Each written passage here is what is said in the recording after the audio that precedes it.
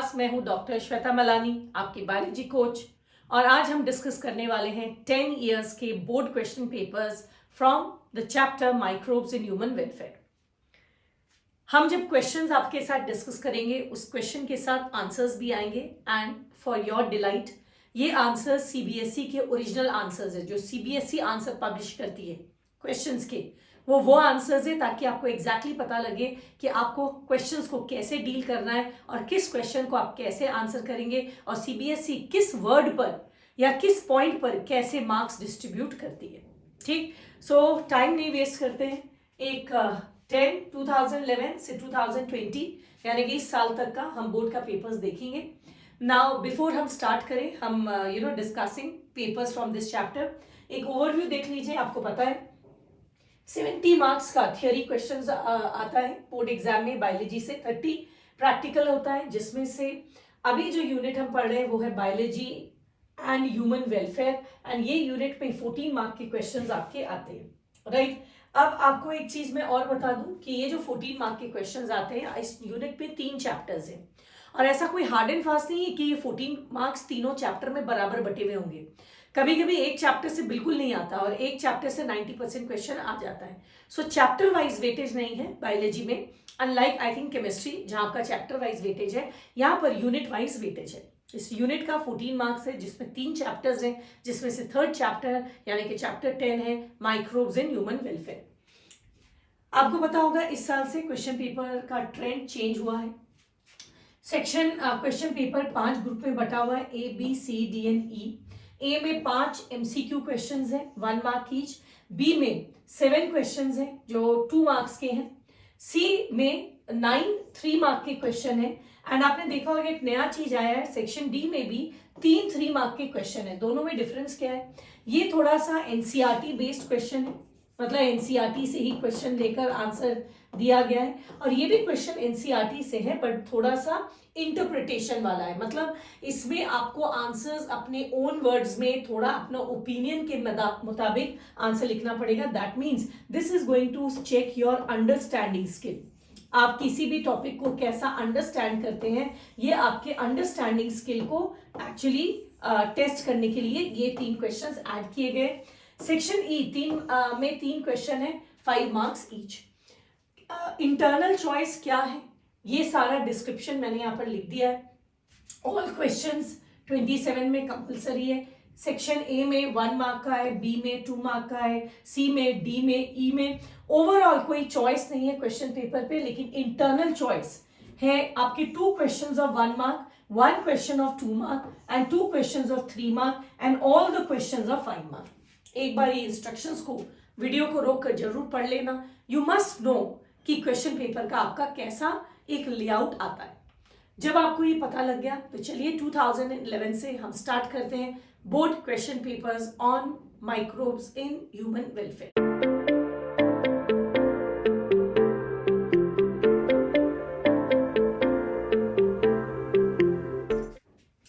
आप देख सकते हैं 2011 में इस चैप्टर से 5 मार्क के क्वेश्चंस आए थे।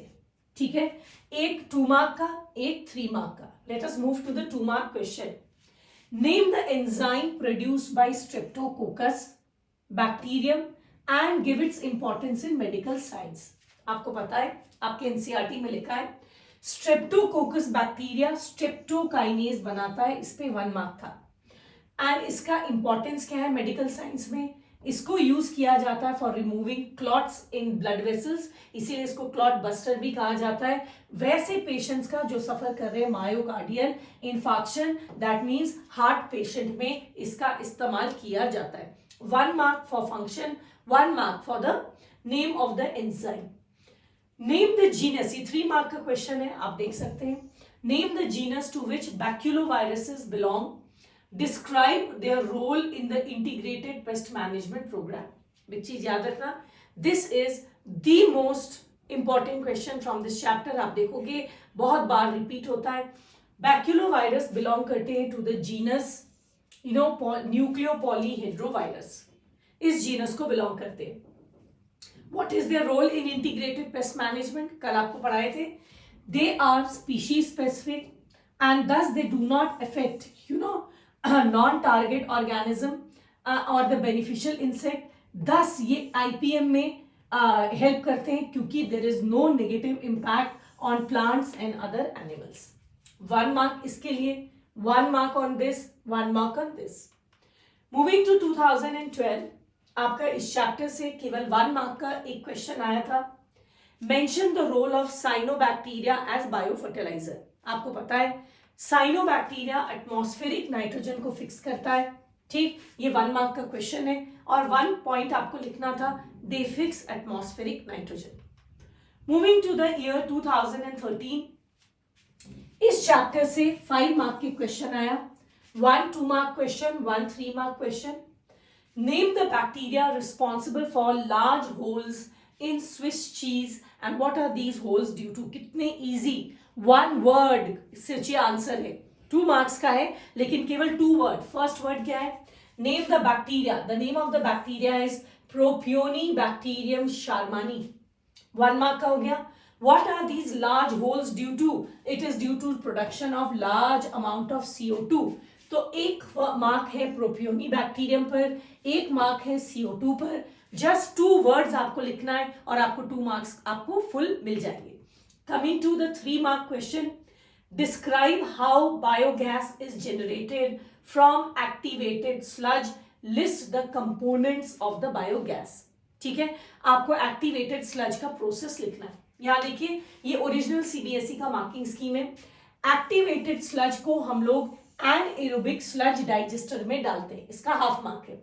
सबसे पहले उसको हम एनएरोबिक स्लज डाइजेस्टर में डालते हैं, उसके बाद इसमें हम लोग बैक्टीरिया को डालते हैं जो एनएरोबिकली बैक्टीरिया एंड फंजाई को ऐड करते हैं, ठीक। Then we add anaerobic bacteria and fungi in the sludge, half mark, जिसकी वजह से गैस जनरेट होता है, हाफ मार्क, 1.5 मार्क। एंड आपसे पूछा गया कंपोनेंट्स ऑफ द बायोगैस, आपको पता है एनएरोबिक स्लज डाइजेस्टर में बायोगैस का कॉम्पोजिशन लिखा है CO2, methane and H2S, and biogas production में लिखा है CO2, CH4 एंड H2। तो याद रखना, मैंने कल ही आपको बोला था, क्वेश्चन देखकर आपको समझ में आ जाएगा आपको आंसर में क्या लिखना है, whether biogas is made up of CO2, methane and H2S और whether it is made up of CO2, CH4 and hydrogen. Question पर डिपेंड करता है वो कहाँ पूछा जाएगा। तो ये हाफ मार्क ईच आपके साथ 4 पॉइंट से, चारों के हाफ मार्क्स है, ये 2 मार्क का क्वेश्चन है, ठीक। समझ में आ रहा है, सॉल्व कर पा रहे हैं आप लोग। चलिए मूव करते हैं 2014 में। How are you all doing, questions बन रहे हैं? 2014 बनेंगे अच्छे से अगर आप पढ़े हैं, और आई एम श्योर आप पढ़े हैं। 2014 में 3 मार्क के क्वेश्चन आए थे इस चैप्टर से।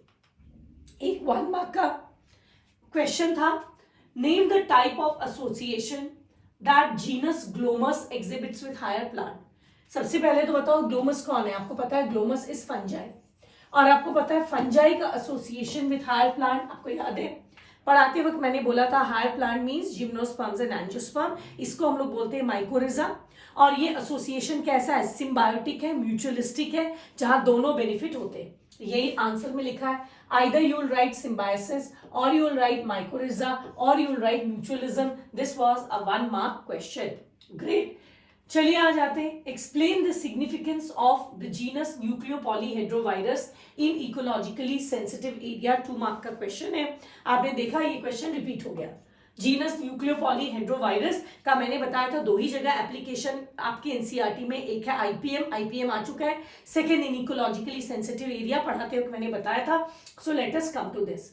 आपको पता है इकोलॉजिकली सेंसिटिव एरिया में भी उसी कारण की वजह से ये एप्लीकेबल है जो आईपीएम की वजह से, that means they are species specific, narrow spectrum, insecticidal, ठीक है, they have no negative impact on mammals, birds, fish और even on plants, mammals, birds, fish and even non target insect. आप देखोगे यहाँ कॉमा लगा हुआ है, दिस पे हाफ मार्क है, इस पॉइंट पे हाफ मार्क है, इस पे हाफ है, इस पे हाफ इंटू 4 यानी कि 2 मार्क का question. Great, we are doing good, right. Questions बन रहे हैं, आप देख रहे हो कितना पास्ट पेपर का एक और एडवांटेज देख रहे हो, क्वेश्चन रिपीट होता है। यानी कि अगर आप पास्ट पेपर्स पढ़कर गए हो, मार्किंग स्कीम पढ़कर गए हो, if you are lucky enough, पता चलेगा सारे क्वेश्चन पास्ट पेपर से ही आ गए हैं, तो आपका sure shot you know how to answer to get that perfect score, you will become more confident. 2015 में इस चैप्टर से 5 मार्क का क्वेश्चन आया था, एक 2 मार्क का क्वेश्चन, एक 3 मार्क का एंड 3 मार्क का और इसी चैप्टर से आया था. Explain the different steps involve during primary treatment phase of sewage. Primary treatment में 2 ही तो चीज होता है, मैंने आपको पढ़ाया था, एक फिल्ट्रेशन एंड दूसरा sedimentation. Physical removal of particles होता है, 1 bye filtration, second by sedimentation. यहां आपका लिखा हुआ है फिजिकल रिमूवल के बाद कॉमा है, हाफ मार्क. कैसे? Filtration and sedimentation, half mark. इससे बनेगा क्या? 2 चीज. फिल्ट्रेशन के बाद जो वेस्ट है वो उसको बोलेंगे स्लज, और जो पानी है सुपरनेटेंट है उसको हम लोग कहते हैं इफ्लुएंट, जिसको हम सेकेंडरी ट्रीटमेंट के लिए डालते हैं. 4 पॉइंट, हाफ इंटू 4. यही एकदम टिपिकल सीबीएसई का मार्किंग स्कीम चलता है. ठीक है, दे शो इवन द ब्रेकअप, कितने पर लिखने पर आपको कितना मार्क्स मिलेगा. सो कंप्लीट सेंटेंस लिखा करिए. Now state the medicinal value and the bioactive molecule produced by Streptococcus, Monascus and Trichoderma. इन तीनों द्वारा बनाया गया बायोएक्टिव मॉलिक्यूल का नाम बताइए एंड उसका मेडिसिनल वैल्यू बताइए. सिंपल सा चीज है. नाउ लेट अस कम. स्ट्रेप्टोकोकस का बायोएक्टिव मॉलिक्यूल का नाम है स्ट्रेप्टोकाइनेज, और मेडिसिनल वैल्यू क्या है? ये आ चुका है ना पहले. It is a clot buster. It removes the clot from the blood vessel of those patients which have heart patient myocardial infarction. ये आ चुका है मोनास्कस परप्यूरियस.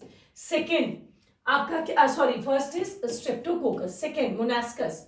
मोनास्कस में क्या है? इसका बायोएक्टिव मॉलिक्यूल है स्टैटिन, एंड इसका मेडिसिनल वैल्यू क्या है? ये ब्लड कोलेस्ट्रॉल लोअरिंग एजेंट है. That means it inhibits the enzyme responsible for synthesis of cholesterol. Third आ जाइए आपका, that is your Trichoderma. Trichoderma साइक्लोस बनाता है bioactive molecule cyclosporin A, and इसका मेडिसिनल वैल्यू है, ये इम्यूनोसप्रेसेंट एजेंट है जिसको ऑर्गन ट्रांसप्लांटेशन में यूज करते हैं. यानी कि तीनों में आप देखेंगे half plus half, half plus half, half plus half. Half mark was on the name of the bioactive molecule, half on the medicinal value. 3 mark का क्वेश्चन है. ये तीनों याद कर लेना, बहुत आता है, आपके स्कूल के एग्जाम में भी आएगा. ठीक, तो ये सारों को माइक्रोब्स, उनका bioactive molecule and the medicinal value, very very very very important. What are methanogens and how do they help to generate biogas? Methanogens कौन है? They are anaerobic methane producing bacteria. तो आधा मार्क्स है anaerobic पर, आधा है methane producing bacteria पे. Half into 2 पूरा क्लियर लिखा रहता है मार्किंग स्कीम में कितने पर. अगर आप एनाएरोबिक नहीं लिखेंगे, सिर्फ लिखेंगे मिथेनोजेंस मीथेन प्रोड्यूसिंग बैक्टीरिया, आपको हाफ ही मार्क मिलेगा. एनाएरोबिक लिखना कंपलसरी है. इसीलिए हम लोग कहते हैं अभी पास्ट पेपर सॉल्व करने, आप लोग नॉर्मली पेपर कब सॉल्व करते हैं? ठीक एग्जाम के पहले. अभी सॉल्व करने से, मार्किंग स्कीम देखने से याद करने का सही तरीका पता लगेगा.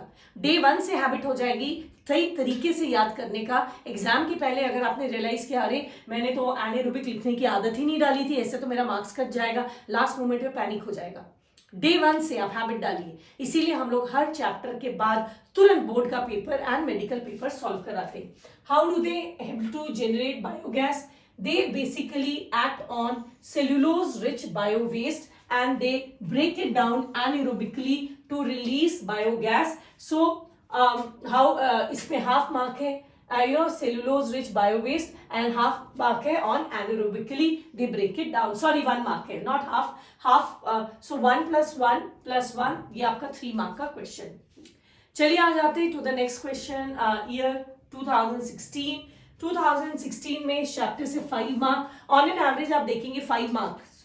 अच्छा, एक चीज आपने नोटिस किया, इन तीनों चैप्टर में सबसे कम पतला लेस नंबर ऑफ पेजेस का यही चैप्टर है. ठीक है, बहुत ही छोटा चैप्टर है एंड क्वेश्चन वाइज देखिए सब पर भारी है. ऐसे चैप्टर तो जरूर पढ़ लेने चाहिए. 5 पेज पढ़ा नहीं कि आपका हाफ लगभग a large amount of questions are coming from it. तो जरूर इस मतलब ये सारी चीजों को नोटिस किया करिए कि ये सपोज ये वाला जो चैप्टर है ये 15 पेज का और 6 मार्क का आ रहा है, और ये 5 मार्क का है, 5 मार्क का आ रहा है, 5 पेज का है और 5 मार्क का आ रहा है. तो ये पढ़ना ज्यादा फायदा है ना, कम पढ़कर आप ज्यादा स्कोर कर रहे हैं. क्वेश्चन पेपर में ये सारी चीजों को भी डिस्कस करिए. Name a genus of baculovirus. Again repeat. Nucleopolyhedrovirus. Why are they considered good biocontrol agent? Again repeat, because they have narrow spectrum insecticidal application with no negative impact on non-target organism. कभी कभी non-target organism का नाम देता है marking scheme में, कभी नहीं देता. That is plants, mammals, birds, fishes and other non-target insects. अब हो आप तो डिटेल ही लिखना, भले इसमें लिखा है चाहे नहीं लिखा है, ठीक है. So name a genus of baculovirus. अच्छा यहाँ पर जीनस मैं लिखना भूल गई. So this is half into 3, that is 1.5. और जीनस का नाम है न्यूक्लियोपॉलीहेड्रोवायरस. न्यूक्लियोपॉलीहेड्रो, आपको पता है वायरस, ठीक. हाफ मार्क्स इसका. How do organic farmers control paste? Give 2 examples. Organic farmers यानी कि जो केमिकल का छिड़काव नहीं करते, वो पेस्ट को कैसे कंट्रोल करते हैं? By use of bio control agents. और 2 एग्जाम्पल आपको देना है, राइट. इसके अलावा आपको डिफरेंस देना in their approach from the conventional pest control method. जो कन्वेंशनल हम लोग दवाई छिड़कते हैं ना, उससे बायो कंट्रोल का डिफरेंस आपको बताना है. चलिए आते हैं. They depend on natural predation, that is bio control. दोनों में से कोई एक लिखने से 1 मार्क मिलता. आपको 2 एग्जाम्पल देना था, तो आप कोई आपके एनसीईआरटी में 4-5 एग्जाम्पल है, उसमें कोई 2 चलेगा. पहला, लेडी बर्ड बीटल जो किल करता है एफिड्स को, या आप देख सकते थे dragonflies to kill mosquito, या आप देख सकते थे bacillus thuringiensis use to kill cotton bollworm, या आप यहाँ पर ट्राइकोडर्मा भी दे सकते थे जो रूट में पाया जाता है, रूट इकोसिस्टम में, एंड सॉइल पैथोजेंस को किल करता है. आप बोलोगे मैम मार्किंग स्कीम में नहीं है, कोई बात नहीं. मार्किंग स्कीम को फाइनलाइज करने के लिए सेंटर हेड बैठते हैं सारे टीचर्स के साथ, जो पेपर करेक्ट करना है और कुछ पॉइंट्स ऐड करवा देते हैं. एनसीईआरटी के सारे पॉइंट्स वैलिड होते हैं. नाउ ये हो गया हाफ प्लस हाफ, 1 and 2 हो गया. नाउ 1 मार्क का डिफरेंस, आपको कोई 2 डिफरेंस देना था. कन्वेंशनल पेस्ट में आप केमिकल का इस्तेमाल करते हैं, ऑर्गेनिक में आप केमिकल इस्तेमाल नहीं करते. ये हार्मफुल होता है टू नॉन टारगेट, या it is not harmful to non target. ये इन्वायरमेंट को पॉल्यूट करता है, ये नहीं करता. ये डिफरेंस है नहीं. मैं तो बोलूंगी भैया वीडियो को पॉज कर लो और ये डिफरेंसेस को एक छोटे से पेपर में लिखकर एनसीईआरटी में स्टेपल कर लो, ठीक है, ताकि जब भी पढ़ो तो एनसीईआरटी में आपको दिख जाए, बार बार वीडियो देखने की जरूरत नहीं हो, पर्टिकुलरली एग्जाम के पहले वाले दिन जब आप फटाफट रिवाइज कर रहे होते हो. 2017 में इस चैप्टर से अगेन 5 मार्क क्वेश्चन. 5 एकदम स्टेडी मेंटेन्ड है. देखिए, name the microbe that helps in the production of the following products commercially. जिसमें से स्टैटिन, तो देखिए अभी आपका रिपीट है, अभी जस्ट आया था. इसके अलावा citric acid, Penicillium, butyric acid. फटाफट आते हैं. आप स्टैटिन अभी अभी आपने पढ़ा था, monascus purpureus. Citric acid NCERT में पढ़ लेना, it is aspergillus niger. Penicillin NCERT में पढ़ लेना, it is penicillin notatum. And butyric acid is clostridium butylicum. थोड़ा सा क्लियर नहीं है पर कोई दिक्कत नहीं है, एनसीईआरटी है, पढ़ लेना. Half mark in each, half into 4, 2 marks. Next question, secondary treatment of sewage is also called biological. Justify the statement and explain the process. Secondary को biological क्यों बोलते हैं? क्योंकि यहाँ पर एरोबिक बैक्टीरिया, नॉर्मली एरोबिक, थोड़ा बहुत एनारोबिक बैक्टीरिया एंड फंजाई का इस्तेमाल करते हैं to break down the sewage यानी कि ऑर्गेनिक वेस्ट. तो क्योंकि यहाँ पर लिविंग ऑर्गेनिज्म को यूज करते हैं, so we call it as biological. And इसके पूरे प्रोसेस को आपको एक्सप्लेन करना है. इट इन्वॉल्व्स biological organism जैसे aerobic and anaerobic microbe which include bacteria and fungi to consume the organic waste. 1 mark का question, first part आपका हो गया. Now explain the process. Primary effluent, right? Primary treatment से जो effluent निकलता है उसको कहते हैं primary effluent. पहले कहाँ जाएगा? एरेशन टैंक में. वहां पर क्या होगा? एरोबिक माइक्रोब्स यानी कि फ्लॉक्स का विग्रस ग्रोथ होगा, ठीक. इसकी वजह से CO2 रिड्यूस होगा. उसके बाद जो इफ्लुएंट बचा उसको हम लोग भेज देंगे सेटलिंग टैंक में, जहां पर फ्लॉक को हम लोग कहते हैं, जो बैक्टीरिया, मरा हुआ बैक्टीरिया, उसको कहते हैं एक्टिवेटेड स्लज. स्लज को हम लोग पंप करते हैं एनाएरोबिक स्लज डाइजेस्टर में, ताकि वो इस बैक्टीरिया एंड फंजाई को डाइजेस्ट कर सके, ठीक. इनमें 4 पॉइंट्स कोई भी आपको देना जरूरी था. Half mark on each of the 4 points. ठीक, कमिंग टू 2018 में अगेन 5 मार्क का क्वेश्चन आया. This should have been 05. I am sorry, 15 लिख के यहाँ पे 5 कांस्टेंट मेंटेन है. Your advice is sought to improve the nitrogen content of the soil to be used for cultivation of non-leguminous terrestrial plants. आपसे advice लिया जा रहा है कि भैया नाइट्रोजन कंटेंट का हम सॉइल में कैसे इंप्रूव करें. ठीक है, और नॉन लेग्यूमिनस प्लांट्स में ऐसा नहीं है कि वो मटर का पौधा है जिसमें नेचुरली आपका राइजोबियम पाया जाता है. ये एक नॉन लेग्यूमिनस प्लांट है. इसके सॉइल में नाइट्रोजन का कंटेंट कैसे इंप्रूव करे ये आपसे पूछा जाता है. तो यू रिकमेंड, तो आप रिकमेंड करिए 2 ऐसे माइक्रोब को जो सॉइल को एनरिच कर सके नाइट्रोजन के साथ. एंड लेग्यूमिनस क्रॉप्स को क्यों इस टाइप का, वैसी मिट्टी जिसमें लेग्यूमिनस प्लांट्स ग्रो करते हैं, यानी कि मटर वगैरह ग्रो करते हैं. ये लेग्यूमिनस प्लांट है. ठीक, this is leguminous plant, this is non leguminous plant. Leguminous plant की मिट्टी को इस तरह का नाइट्रोजन एनरिचमेंट की जरूरत क्यों नहीं पड़ती. तो सबसे पहले हम आ जाते हैं, हम 2 माइक्रोब किसको किसको रिकमेंड करेंगे. It can be azospirillum, azobacter, azotobacter, anabaena, nostoc, oscillatoria, frankia. Frankia class 11 के एनसीईआरटी से लिया है. ठीक है, any 2 of the microbes will be correct. अगर अच्छा यहां देखो क्या लिखा है, मैं वही बताना चाह रही थी कि मार्किंग स्कीम में ये लोग क्या करते हैं, किस पे मार्क्स नहीं देना है उसको भी काफी क्लियरली लिखते हैं. तो देखिए यहाँ क्या लिखा है, कहता है आपको पता है इसमें से एनाबेना, नॉस्टॉक है ना, ये सारे क्या है, दीज आर साइनोबैक्टीरिया. कहता है अगर आपने बैक्टीरिया का नाम नहीं लिखकर सिर्फ साइनोबैक्टीरिया लिखा, आपको तो 2 का नाम लिखना था ना. You are advise recommend 2 microbes. अगर आपने साइनोबैक्टीरिया लिखा है तो केवल हाफ मार्क मिलेगा. बट अगर आपने एक लिख दिया साइनोबैक्टीरिया, एक लिख दिया एग्जाम्पल में साइनोबैक्टीरिया, और एक लिख दिया नॉस्टॉक, ठीक है, तो नॉस्टॉक भी तो एक साइनोबैक्टीरिया ही है, तब आपको साइनोबैक्टीरिया पे मार्क्स ना देने. But if along with cyanobacteria Anabaena etcetera is given, then no marks on cyanobacteria. Sir मैं अगर आप लिखते हैं केवल साइनोबैक्टीरिया आपको हाफ मार्क्स मिलेगा. बट अगर आप साइनोबैक्टीरिया लिखते हैं और उसके साथ कोई एग्जाम्पल और लिखते हैं तो साइनोबैक्टीरिया पे मार्क्स ना दे. इसका इंस्ट्रक्शन है. Why do leguminous crops do not require? Because leguminous crops के रूट्स में राइजोबियम पाया जाता है जो उस क्रॉप के लिए नाइट्रोजन हार्नेस कर लेता है. तो इस तरह से इनके नाइट्रोजन की कमी ये बैक्टीरिया जो उनके रूट के नोड्यूल से पाया जाता है वो कर देता है. Coming to next is 3 mark question. Organic farmers they prefer biological control of diseases and pest to the use of chemicals for the same purpose. Justify. जो ऑर्गेनिक फार्मर्स है वो बायो कंट्रोल मेथड क्यों choose करते हैं over the chemicals, ये बताइए.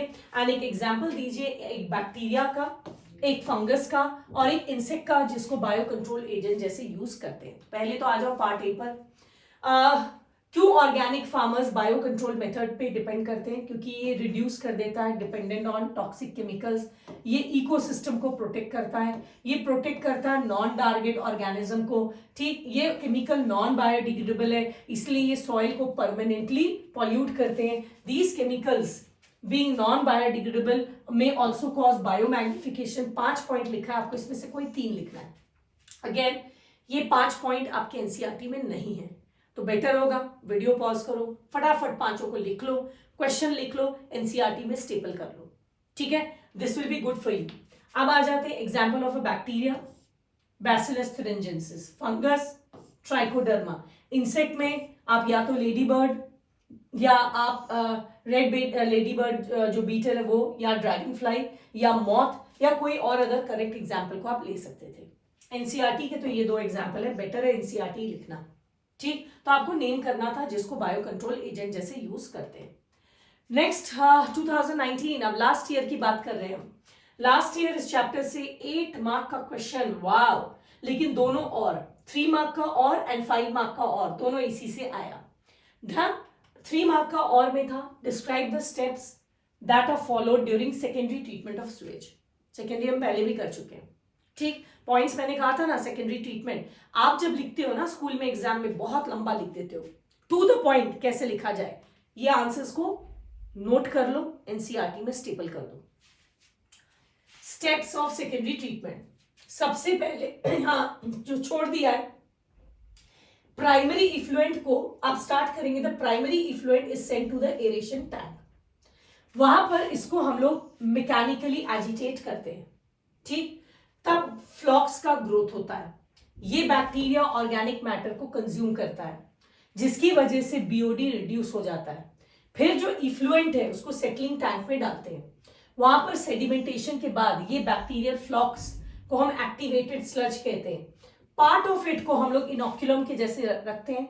The rest is sent to the anaerobic sludge digester, जहां पर एनाएरोबिक बैक्टीरिया इसको ब्रेक करके बायोगैस रिलीज करते हैं। एंड जो पानी है जिसको हम लोग कहते हैं इफ्लुएंट, उसको हम लोग रिलीज कर देते हैं into natural water body. Step should be in the correct sequence. 6 steps लिखा है, हाफ इंटू 6, 3 मार्क्स। मैं फिर कह रही हूँ, बहुत अच्छा लिखा हुआ है स्टेप्स। आप तो पॉइंट वाइज लिख लेना, या फ्लो चार्ट जैसे नहीं होता, आप ऐसे लिखो। प्राइमरी क्या बोलते हैं, effluent is sent to aeration tank, then what will happen, this is mechanically agitated, right, then air is pumped। ऐसे करके पॉइंट्स में आप लिख दो। आई एम टेलिंग यू, बहुत सिंप्लीफाइड वे में लिखा हुआ है, उतार लो, एनसीईआरटी में लगा लो। Explain the interrelationship between organic farming, bio fertilisers with the help of any 3 suitable example. देख रहे हो, 3 क्वेश्चन बहुत ज्यादा आ रहा है। तो स्वेज ट्रीटमेंट, सेकेंड आ रहा है आपका वो न्यूक्लियोपॉलीहेड्रोवायरस, और तीसरा आ रहा है आपका ऑर्गेनिक फार्मिंग। खूब आ रहा है। सो कहाँ चला गया हमारा क्वेश्चन, एक्सप्लेन द रिलेशनशिप। चलिए, ये organic farmers, organic farming and bio fertilisers का रिलेशनशिप बताइए। Organic farmer bio fertiliser use करता है to enrich the nutrient quality. Example आपको देना था, ठीक। कितने एग्जाम्पल देने थे एक बार देख लो। You have to with the help of 3 suitable example. चलिए 3 सुटेबल एग्जाम्पल देखें।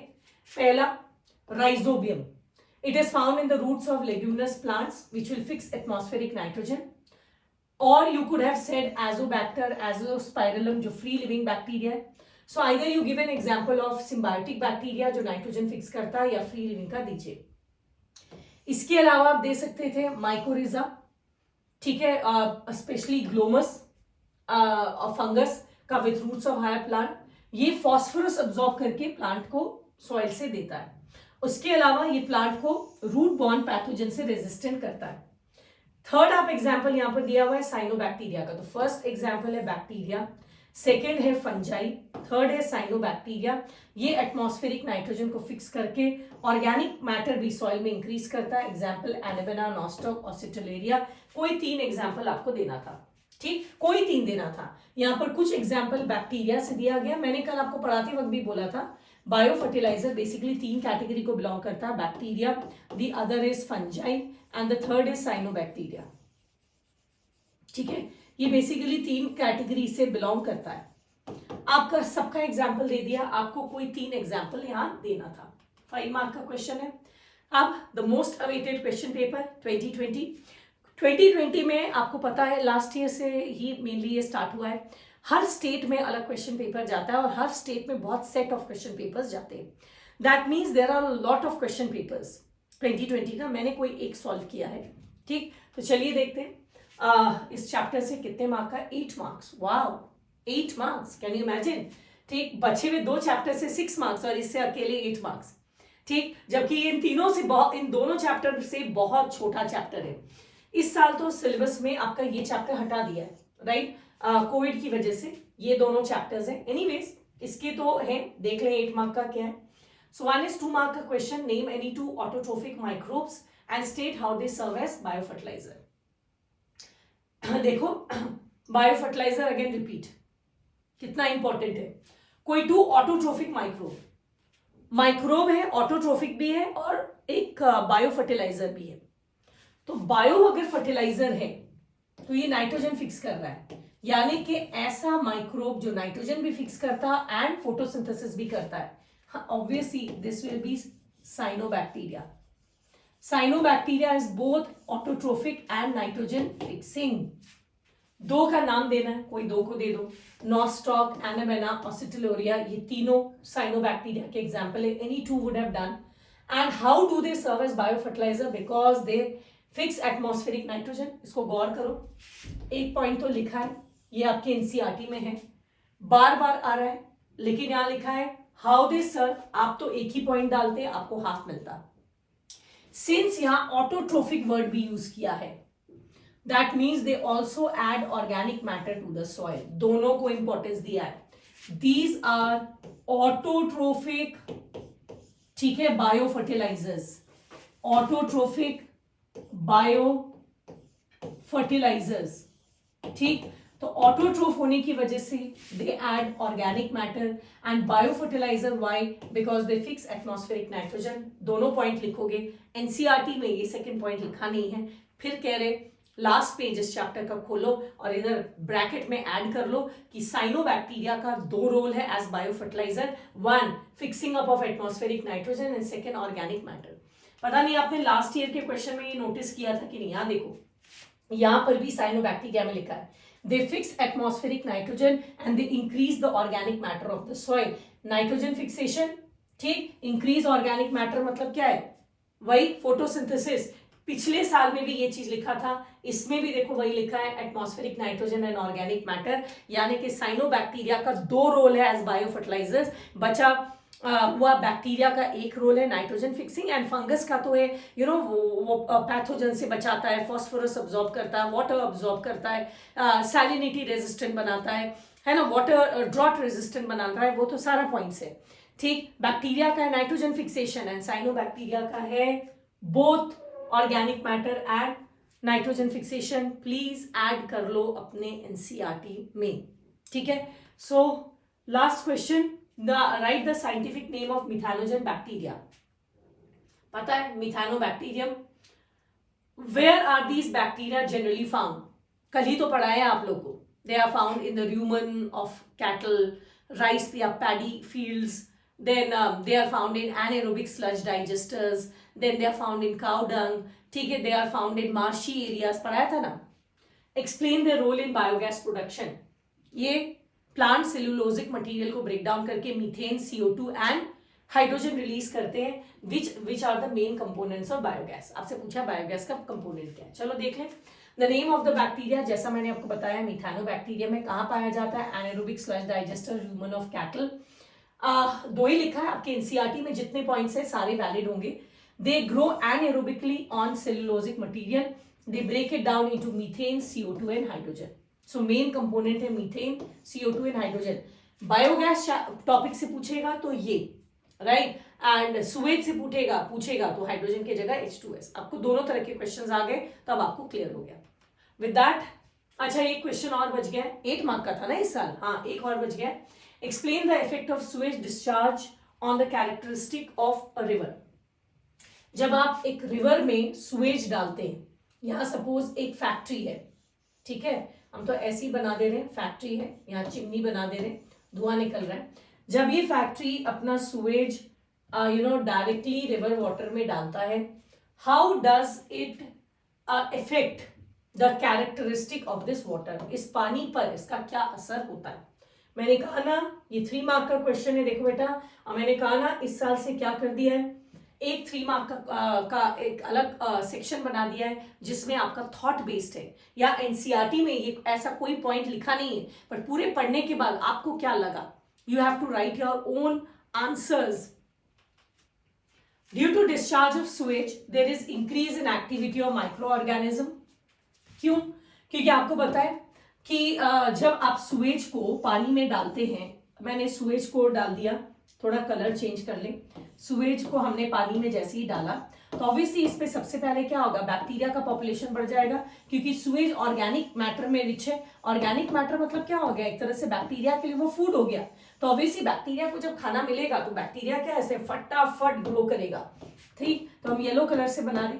सो first is there will be an increase in activity of micro organism because they will be breaking down the organic waste. अब क्योंकि ये organic waste break करेंगे तो obviously इसका oxygen level कम हो जाएगा, BOD, sorry not BOD, dissolve oxygen. ये तो पानी का ऑक्सीजन खर्च कर रहे हैं ना, तो ब्रेक डाउन करने में, तो अगर हम ऑक्सीजन खर्च करेंगे तो obviously what will happen, there will be a sharp decline in the oxygen content and BOD increase करेगा, बायोलॉजिकल ऑक्सीजन डिमांड इंक्रीज करेगा, यानी कि ज्यादा ऑक्सीजन चाहिएगा, और जितना ऑक्सीजन कंज्यूम होगा तो ये डिजॉल्व ऑक्सीजन आपका कम हो जाएगा। दिस डीओ, डिजॉल्व ऑक्सीजन क्या है आप पढ़ेंगे इकोलॉजी चैप्टर में, जो अगला चैप्टर में पढ़ाऊंगी ना, नहीं last chapter from class 12 environmental issues, वहां बीओडी एंड डीओ को डिटेल में और उनका रिलेशनशिप पढ़ेंगे। फिलहाल आप ये समझ लो इसकी वजह से क्या होंगे, fish and other aquatic animals मर जाएंगे। ये वाला पॉइंट आपके लास्ट चैप्टर से लिया है, एनवायरमेंटल इश्यूज उससे लिया है,